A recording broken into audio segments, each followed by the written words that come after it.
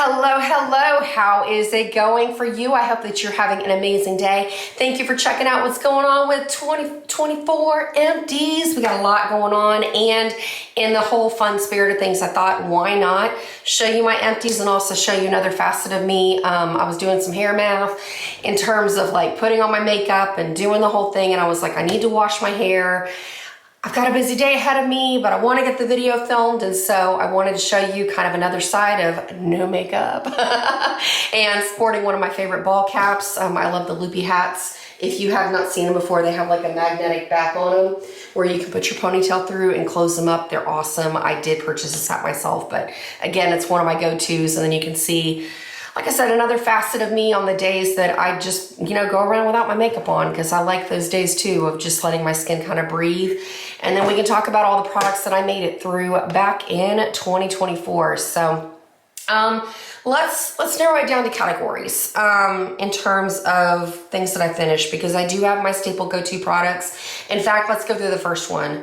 My go-to makeup remover of all time is the Clinique Take the Day Off Cleansing Balm. I love these things. And in fact, whenever Ulta has that get one, get another one 50% off, I try to stock up for the year with offers like that to save some cash. And so typically, like I said, I'll go through 3 or 4 of these a year. This go around, I have 3 of the large tubs that I was able to make it through, and then I had 2 of the smaller tubs, because one of the times I went in, they didn't have enough of the larger tubs, or I don't remember why I ended up with smaller tubs. But either way, I basically have 5 containers that are done.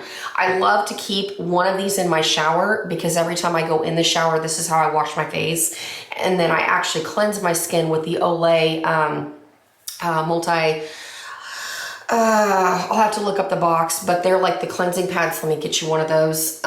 Basically, it's like a scrubby tissue sort of thing. You add water, and it has little exfoliating beads on one side, and then it's smooth on the other. I use this to actually cleanse my skin because it exfoliates, it moisturizes. It does a whole lot of things all in one. I get it in the blue box. The next time you're at your local drugstore, after I, obviously take my makeup off with the Clinique Cleansing Balm. On days that it's either late and I don't get a shower at night, I do tend to keep, another container over by my sink, because I always take my makeup off before I go to bed. Like, I'm very, very diligent about that. And that's how I ended up going through a little bit more of the containers than I typically would, because I want to be able to easily access the cleansing balm next to my sink and then have the other one in the shower, so that way I'm always prepared. So definitely Clinique Cleansing Balm, that is good stuff. If you have not tried that product before, highly, highly, highly recommend. I've been using it for years. Then in terms of, let's talk about some priming spray. I went through 2 bottles of the MAC Fix Plus. This is a staple for me. I love the scent of this. I love the spray, how fine of a mist it is onto my skin. I love the way my skin feels before I apply my foundations with it. Awesome, awesome, awesome. I always have backups of this in my makeup. I'm going through another one currently that I will be finishing pretty quickly, probably by the end of January, if not early February. So this is going to be another product that you see constantly rotated through my makeup stash. Another product that is constantly going through my stash, it is my favorite setting spray of all time. That is the Morphe Continuous Setting Mist. I have mine in the jumbo size for both of these. I went through bottles number 5 and number 6. That's how many times I've repurchased this so far. It is so, so good. Wow, it's a little dusty on the top. These have been sitting in my makeup bin for a while, but I love, love, love this setting spray. And again, like, the mister on this is super fine. It's even finer than the spray mister on the MAC Fix Plus. So it's very light, it's very gentle. It's not startling when you go to set your makeup, so you don't have to worry about anything getting like large drips on it or anything moving. It is awesome, awesome, awesome, especially around the eye area. So definitely going to continue repurchasing those. Then as far as foundation, I went through a couple of things. The first off, one of the foundations that I love having on rotation, and I actually do the subscription service for it, is the Il Makiage foundation, or Il Makiage Woke Up Like This Flawless Foundation. I get mine in the shade 60, I guess. You go on and you take a shade quiz when you go onto the Il Makiage website, and it'll go on and match you up with the shade that suits your needs best based on your undertone, based on how often you apply your foundation or whatnot, and then you can begin a subscription service. Sorry, I need to take a drink of water. But you can basically, crushed ice, I love it. But you can basically set up a subscription service so that you can get your foundation in a timely manner at the rate that you wear makeup. So if you are somebody that wears makeup pretty much most days of the week, then you can get your rotation at like every 3 months. And then if you're somebody who wears makeup a little bit less frequently, maybe you take off a couple of days during the week, or you're somebody that likes to wear it for special occasions, you can go on and lengthen the time out between when you need your foundation. So that way you don't have constant backups. But this is a foundation that I really love, and I ended up going through 2 bottles of this. I get to the point where I do go in with a beauty spatula to scrape out what is left. So I try to go in and get as much as I can. So this is where I ended up with both of these 2 bottles. And then when I want to take a break and have something a little bit lighter for my foundation, and just to kind of be transparent about this, I typically wear makeup about 6 days a week. Sometimes I'll go all 7 and wear makeup, but typically I wear makeup 6 days a week. Like today, I'm gonna be wearing it for this evening because we've got some plans for my kids' school stuff. So I'll put on makeup just because it's fun and I like to wear it. So, but otherwise, like I do go through things pretty consistently because I'm wearing makeup most days. I also, at the beginning of last year, I had what was left of a Maybelline Perfector 4-in-1 Whipped Matte Makeup. I was able to get through this, but like I said, at the beginning of 2024, I'd already made it through most of this tube. This is another awesome foundation that I really like to use, so I wanted to include that as well. Then I went through a phase, I'm still in it, of at the end of last year, or if I wanted to take a break from the Il Makiage makeup, I wanted to try something a little bit lighter coverage. And maybe, you know, what ended up happening is I went heavier with my concealers, and I still feel like I get the same balanced effect, but then I wanted to try out the lighter foundations. I went on and I purchased the CoverGirl Simply Ageless Skin Perfector Essence in the shade Light. I loved it so much that I've repurchased it several times. This was my 2nd bottle that I went through in 2024, and then after I'm done with a Laura Mercier deluxe size sample, I'm gonna have another one of these to go through. This is a great, great formula. And what I do is I go through and I pump, I think, 2.5 pumps mixed with my foundation primer, and I go on and apply that to my skin. And then I'm really going through and kind of doing the heavier coverage stuff with my concealer just to kind of balance everything out. But I love the effect that this gives on my skin. It's nice and light.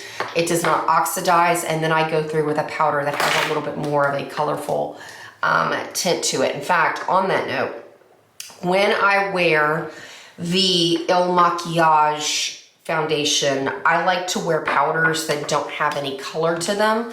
So the powder that I was able to make it through first was the translucent Invisimatte powder from Fenty Beauty. I have a backup of this already waiting to be used for 2025. So I popped this out of the original container and put it in the envelope, and then I put the new one in. But this is what the pan looks like. And that's another cool thing about the Fenty brand, is when you run out of the powder, you can just get a container and then pop it into the original packaging. So it's a little bit more economically sustainable than constantly purchasing more and more packaging. So finished a Fenty powder, and then the when I wear, I'm not finished with it yet. I will finish this in 2025 because I do have a bottle of Il Makiage foundation that I will be working on for 2025. The other powder that I like to wear over the top of it is the MAC Light Plus. This one's not finished yet, but I wanted to show this to you because I was able to hit grid, as you can see, so it's not going to take me long to finish that in 2025. So let's pop that back in the drawer so that I don't forget about it. But that was another powder that I'd made it through quite a bit of this past year. Then also, I have another powder that I like to wear when I wear like the Essence foundations, because this is so much lighter. So what I did is I went through with the Laura Geller Baked Balance and Glow Illuminating Foundation in the shade Light. This is a baked formula that has multiple skin tones in it, and so I don't like to wear this over the Il Makiage foundation because it makes it way too dark. Excuse me, way too dark on my skin. And it looks a little bit orange, but this is perfect if I wear it over a tinted moisturizer, or if I wear it over something light like those Essence type foundations. So I was able to finish this. I got to the point where it was like really splaying my brush. So even though there is a little bit kind of at the end of this down here where you can kind of see the color of it, it was like really tearing up my powder brush to go in here. So I just said, we're done. Then as far as perfume, I was able to make it through 2 perfumes. Awesome. The first one is a staple perfume that I've had in my collection for a very long time. I've loved this scent for years, and that is the bottle of the CK1 or Calvin Klein CK1. It's a very unisex, fresh scent. It's very light, it's very appealing. I get lots of compliments when I wear this because it's not overpowering, but it just smells clean. It smells clean and smells fresh. If you're not a heavily scent fan in general, this is a good one to try because it's not floral, but it's not, it's definitely more fragranced than like Clean Laundry, but it's not in your face. Does that make sense? Like before I started really kind of getting into perfumes again, this is always kind of my go-to. That and Philosophy's Amazing Grace. That is another one that I really enjoy. Now going into a more like intense scent, the other one that I finished was the Coco Eau de Parfum by Chanel. This is another favorite. It is a great scent to wear in the colder winter months because it definitely has a heavier vibe to it. The perfume is rather orange when you see it normally, and it has more of the heavy, muskier scents to it. It smells very sophisticated, very professional. Oh, it's taking me back just smelling this. But it's definitely a more, I would dare say it's a more mature scent. It's not like overly floral, it's not overly woody, but it's like, it's a sophisticated scent when you want to pull off that professional vibe, or if you need a good date night scent. It kind of reminds me of like cashmere scarves and wool coats and looking your best with your beautiful handbag and a pair of heels, and it's lovely. I love that scent. Okay, then in terms of primers, oh, I guess I should have covered these when I covered foundation, but that's where they are in the bucket. Okay, so first off, one of the things that I mixed in with the Il Makiage foundation for most of the year is the Vichy Mineral 89 Booster Quotidian Fortifying and Plumping Daily Booster. It was written in French first. I really, really enjoyed this product. I would just pump a tiny pump of this on the back of my foundation tray, and I would mix it in with the Il Makiage foundation. I loved the combination of this together because it made this super smooth to glide on. The makeup was very blendable, but at the same time, I did notice some aspects of my skin looking a little bit more juicy is not the word I'm looking for, but I wouldn't say like plump, but I could definitely tell like my fine lines were a little bit more reduced. It felt good on the skin. It wasn't fragranced. I appreciated that. And it just did a nice job mixing with the foundation. So would I repurchase this in the future? Yeah, definitely. It's something I'll keep on my radar. Then I used 2 other primers. The other one, I've got a high-end and I've got a drugstore version. So I wanted to try the Joa Super Sidekick Mattifying Primer because I really love a lot of the Korean products that I've tried in the past. And this was a primer that I really enjoyed. I tended to mix this more with the Il Makiage foundation. I wasn't as fond of it mixed with the serum. Oh, I mixed it a lot with the Maybelline foundation as well. This one does have some silicone in it, so I definitely don't like mixing it with my water-based foundation products or like tinted moisturizers and whatnot. This is great when you have your silicone, heavier coverage foundations, but I liked it especially with this Maybelline foundation, and I also liked it mixed with the Il Makiage as well. This was a wonderful, wonderful product and definitely worth looking into. It says it has B5 in it, and then it also, you know what it kind of reminded me of? If you've ever tried the Monistan anti-chafing gel, I used to use that back in the day as a primer because it was like straight silicone, and man, it just gave a velvet, beautiful finish to foundations. It was just kind of weird to like put anti-chafing or like chub rub cream on your face, but that's a story for another time, isn't it? Then as far as high end, I also enjoyed the Tula Skincare Filter Primer. And this is the one that has the probiotics and superfood. I got it in First Light.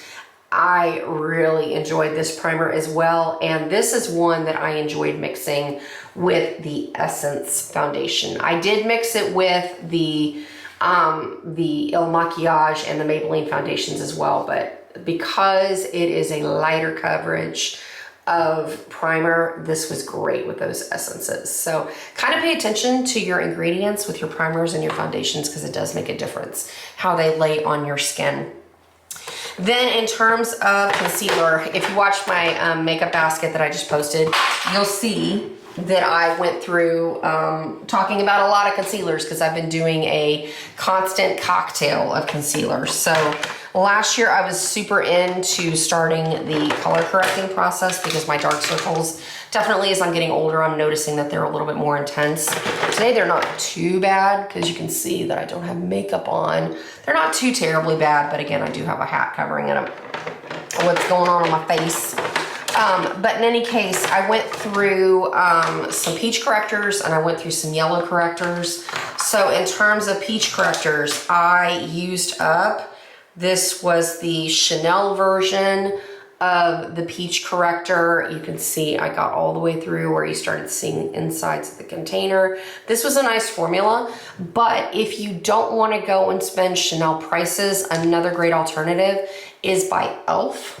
The e.l.f. peach corrector. It's more liquidy than the Chanel, but I got a very similar payoff. The only thing is this one has more of a paint smell to it, whereas this one isn't fragranced at all. This one's a little bit more runny. This one's a little bit thicker, but I felt like I got the same effect. So I really did enjoy these. Definitely worth keeping in your back pocket to try out if you're wanting to color correct on your skin tone. Then I also tried out and fell in love with the NYX Pro Fix Sticks formula. This one is also in the shade Peach, because when I got tired of doing the liquid form, I would go through on my under eyes with this crayon. It also worked just as well, and it's very, very easy to blend out. And it doesn't look real cakey when you cover it up with powder. Then as far as the yellow version, I went through, I didn't have the Chanel version, I just did the e.l.f. Yellow corrector. You can see it's a lot brighter to brighten up my under eyes. I also tried out the formula from NYX in their yellow version to get more of a crayon, and I ended up going through 2 of those. So lots of color correctors. And then in terms of concealer, I went through, actually, did I not go through any NARS? Typically, I go through like a NARS creamy concealer in the shade Creme Brulee. I guess okay, well, I'm working on the last dregs of one right now, so I guess I don't go through as much NARS concealer as I thought I would, but I do go through the Lancome Long Lasting Under Eye Concealer in the shade Light Bisque. This is a favorite for me. As you can see, I went through 2 of these puppies. Love, love, love this concealer. And what I do with it is I like to warm it up on my ring fingers like this, and I blend it in with the peach color corrector to go under my eyes. And then after I'm done doing my eye makeup, I go through with that yellow brightening concealer, sometimes mixed with the NARS Creamy Concealer just to kind of brighten everything up. This stuff is amazing. I love, love, love this concealer, but I do like to boost it up a little bit with that peach corrector. Then in terms of my bronzer, I went through 2 of the Revlon Color Stay Skin Awaken 5-in-1 concealer. I like the shade 75, and I use this like a cream concealer or cream contour. After I apply my base makeup, I'll go through and do the perimeters of my face, and then I'll go in and put my face powder over it. And that's pretty much my bronzer. I'll go through and like lightly touch over with the Hourglass Ambient Lighting Powder and the Bronze Light. But otherwise, this has kind of been my acting bronzer for 2024. I kind of stepped away from like powdered bronzers for a while just to see what else was out there, and I really enjoyed that. In fact, I'm about to finish my 3rd tube of this now that we're in 2025, so definitely worth a repurchase. You can tell when I like something, I really like it. But before then, before I switched over to the Revlon concealers, I was able to finish a normal standard size of Hoola bronzer. I love this. I've been using it ever since like what, 2007, 2008 was when I started using Hoola, and I've consistently had one in my makeup stash ever since. In fact, I have the jumbo size, and I've got another of like the smaller size to get through at some point, but another one is done out of my collection, so that feels great. Then in terms of eyeliners, I went through 2 over the course of the year. I love the felt tip eyeliners. My very, very favorite formula of all time is the Revlon Color Stay Sharp Line in the shade Blackest Black. I went through one of those when it finally dried out, because my pens can last a long, long time. I pretty much have to force myself into a new felt tip liner just because I know they get expired, especially when it's so close to our lash lines. Like you do want to be careful of that. So just to kind of keep things rotated, I did go in and I started using the Maybelline version, the Maybelline Master Precise. I like this formula as well, but Revlon is definitely still my favorite out of the felt tip liners. I felt like I had more control with it. I mean, I guess the brushes look very similar when you look at them from the onset, but the Revlon, there you go. Can you see the difference? The Revlon's just a little bit wider of a tip, and it was easier to control on on my eye, especially since my lids are hooded. That is very, very important to me. So, but definitely, I love the formula of those 2, and I went on and made sure that I'm actually using the Revlon lash serum version now, but I do have a backup of the Maybelline as well that I will be working through in 2025. Then in terms of some other random face products, I did finish what was left of a putty bronzer from e.l.f. This is in the shade Belle, and this was kind of what started me on wanting to try the Revlon concealer as my bronzer, because I didn't enjoy a more liquid form on my cheeks, just to kind of change things up and not necessarily do powder. So I have one of those.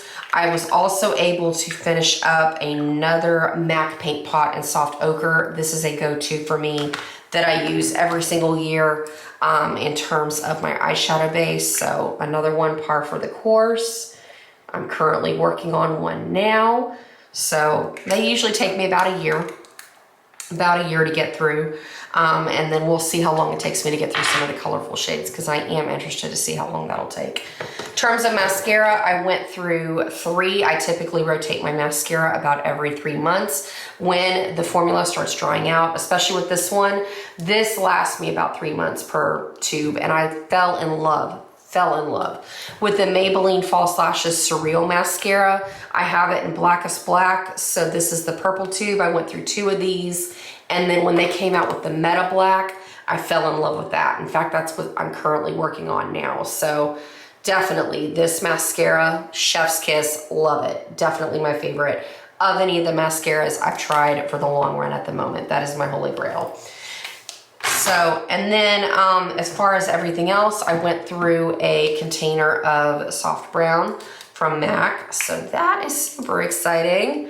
Finished another MAC shadow out of my collection. I've got quite a few backups of this. So to get through a warm brown, I know it doesn't seem like much because it goes with everything, but at the same time, to get through a MAC shadow is like, that's an accomplishment. They're densely packed. It takes a long, long time. Lip products. I don't have a whole lot going on here, but I am thrilled that I was able to make it through 2 MAC Whirl lip pencils. I mean, it's going to be, if you watch my videos for any length of time, you know that like I go through these consistently because this is my like holy grail of holy grail lip liners. So I went through 2 last year. I'm currently about to finish another one. I've been using MAC Whirl for a long time. So these are always staples in my empties. But in terms of lipstick, I went through and I finished the Revlon matte lipstick in the shade Pick Me Up. It's a favorite My Lips But Better shade. I got down to the very bottom. There's a little bit left because this lipstick did end up expiring on me while I was wearing it. I started having a little bit of irritation and whatnot, and so I called it a day, went on and found another My Lips But Better shade in my collection. So this is where we ended up with this. This is a fantastic formula though. I love the Revlon matte formulas, and the shade Pick Me Up is very similar to MAC's Velvet Teddy.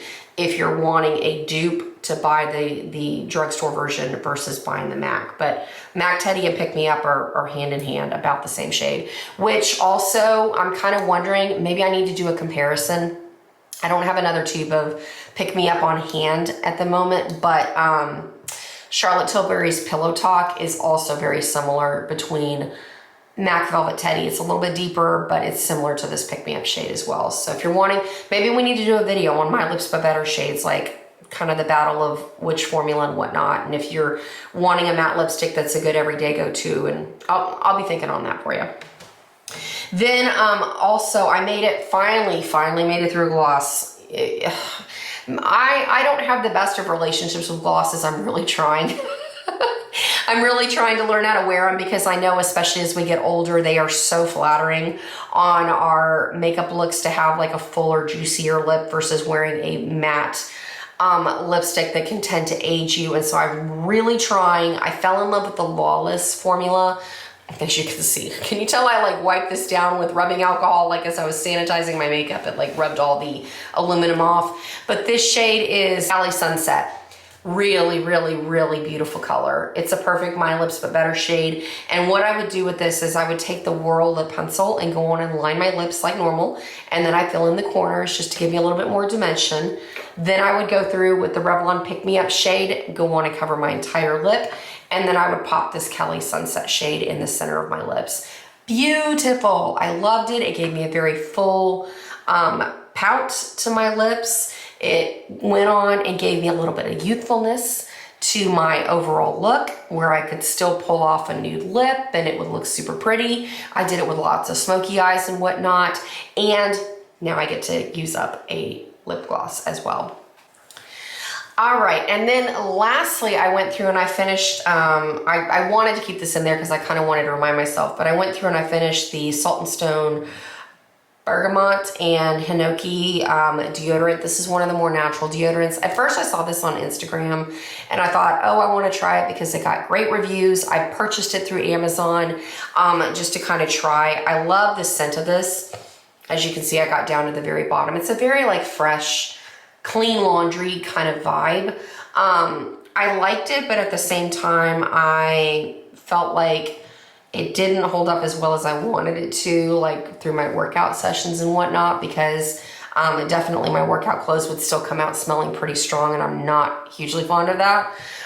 So it was definitely a nice deodorant. I feel like if I'm not doing a whole lot, and even though I know it's not the safest for us, I do have to admit I like my antiperspirant when I'm working out and whatnot, because I don't like to smell at all. So, but this was really nice. It has a very fresh scent to it. It was pleasant. It didn't compete heavily with perfumes or whatnot. And so, I mean, it was great. It was great, but definitely I like my antiperspirants too. So, all right, there we go.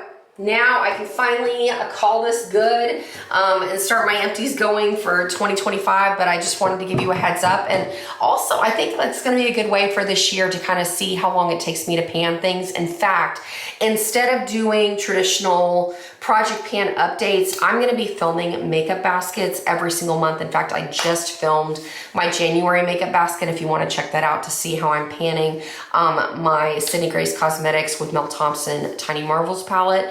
But also I thought it would be a fun way to kind of show you how how long it takes me to get through products, because that can be the way that I update if I'm rolling things over from makeup basket to makeup basket. So I hope that you'll stick with me and check those out.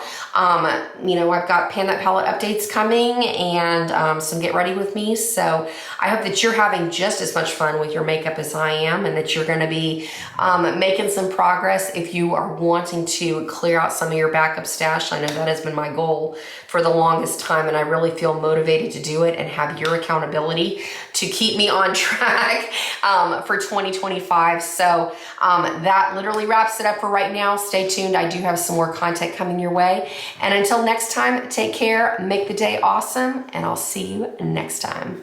Adios.